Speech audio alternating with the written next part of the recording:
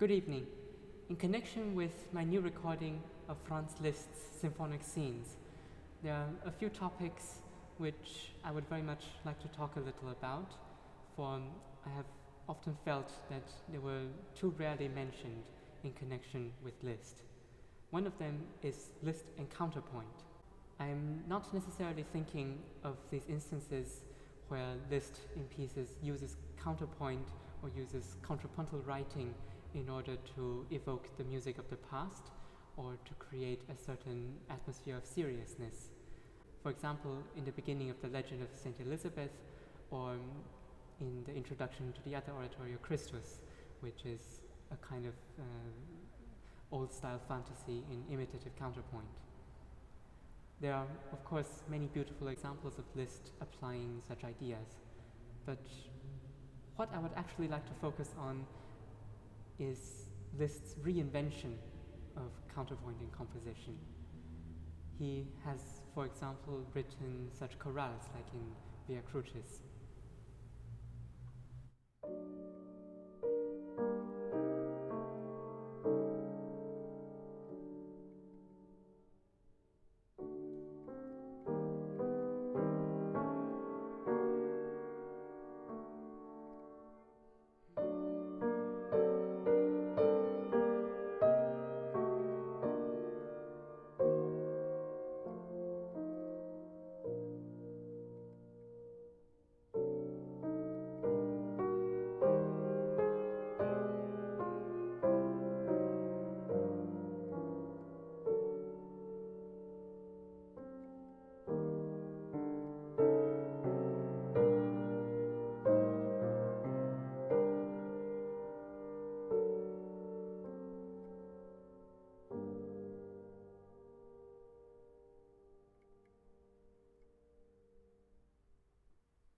Here one is struck by the many elements and also the chords which Liszt's late style have infused with particular meaning.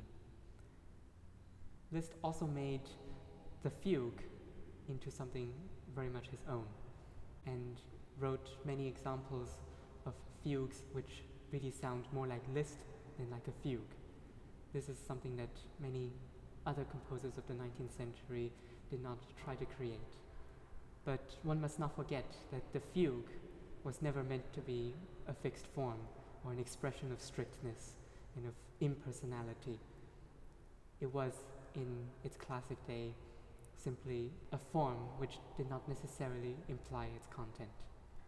There are some characteristics about Liszt's fugues which permit him to integrate them into his pieces in a way that would not be possible if one were to try to write fugues in the way that the conservatives would have them. For example, there is a certain periodicity which characterizes the counter-subjects in such a way that the subject and the counter-subject do not have independent phrasings, but rather go together. This already occurs in many of Mozart's fugues, and this permits the composer to very naturally collapse the fugue. What I mean by that is to go out of the fugal texture and to enter something more homophonic or unified. For example, listen to what happens at the end of the fugal development in Mozart's F minor fantasy.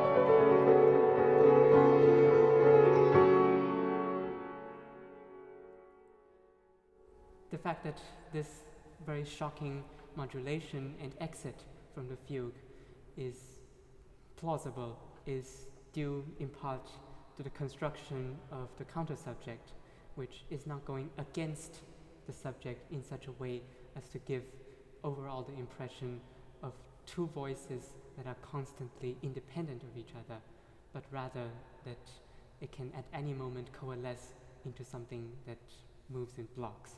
So we have, in its most simple statement, the subject and the counter-subject which move together.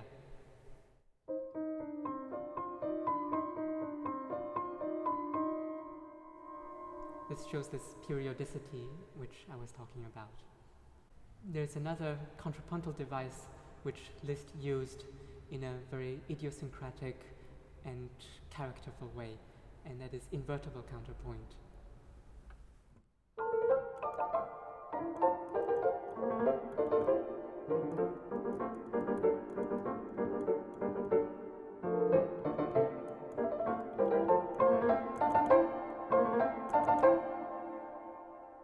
This brings me to what could be considered the purest and strictest form of counterpoint, the canon.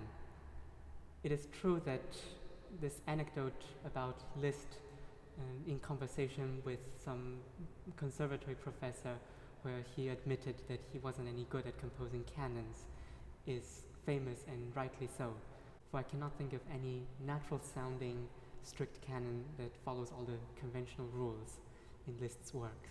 However, I must also say that in the works of most other composers of the time, canons, however good they may be, do not sound natural, for they give this impression of deliberate strictness, which is clearly not the only point of the canon if one looks at its illustrious history.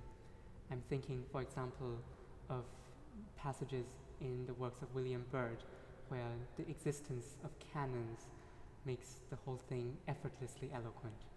I feel that this is exactly what the canon does in the following passage by Liszt in his Salve Polonia. The melody is first presented solo, and then in canon at the distance of half a bar, and then again in canon at a distance of a quarter of a bar. So it is actually the same melody that is subjected to two different canonic treatments.